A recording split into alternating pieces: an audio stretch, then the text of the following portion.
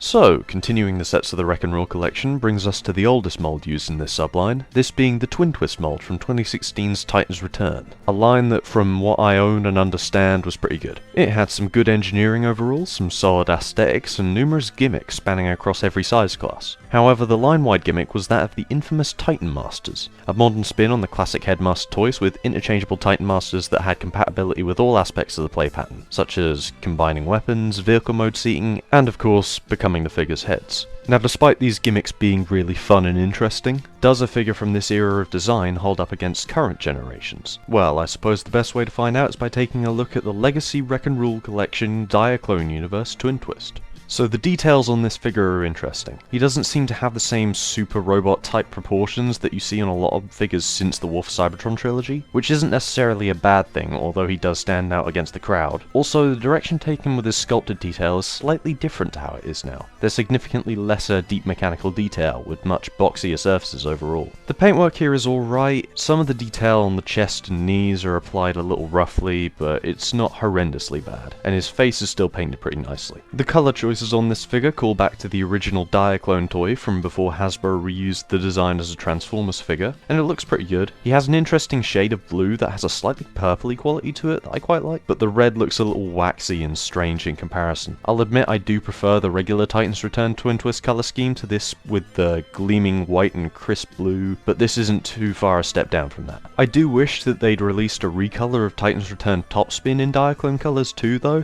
Maybe it'll be a Gen Select someday. The accessories here are pretty cool. I quite like his guns with a slightly diagonal tilt on the handles, making them a touch more dynamic. The vented detail and the staggered barrels look very cool too. It's just a shame they're so hollow on the intersection. Of course, he also includes a Titan Master. It's just a shame that mine is The paint on the Titan Master's face is lopsided on my copy, and the joints are all degraded to the point that they're so stiff that they try to pop off the ball joints when you move them, or the head, which is so unbelievably loose that articulating the robot head is a lost cause. The rest of his posability suffers a bit from degradation too, probably because the mold is so old now. The hips and shoulders are on huge ball joints that are pretty nice and tight, but unfortunately his double jointed elbows and knees are excessively loose, not to mention that the knees don't plug in properly during transformation, and the waist swivel just comes off the mushroom peg if you move it even slightly. It's a massive chore to get him into poses that hold him upright. The transformation here is a bit of a saving grace for me. This is a really fun and satisfying process. I especially love the way the arms reduce down and slot so nicely into the gaps left by the drill pieces. It's a lot of fun and a real highlight of the figure. This vehicle mode is pretty great. The weird future-y drill tank is the kind of alt mode that really speaks to me, and it does bring me right back to the fun of Titan's Return 10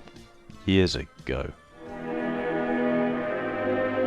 The colours suit this industrial alt mode really well, and a lot of the surface detailing really shines here, with the fantastically designed treads and the two drills looking pretty lovely. Of course, you can integrate the Titan Master in a couple of ways. He can sit in the opening cockpit with ease, or riding the two guns combined together for some turret play pattern action. The Titan Master feature really is a lot of fun. It's just a massive shame that this one has such poor tolerances, especially combined with the tolerances on the original Titan's Return toys that I own. I really don't know how I stand on this guy. I'm sure I'd love it if not for these tolerances, but with the sheer number of issues on mine with looseness and parts not tabbing in, I can't in good conscience recommend this figure.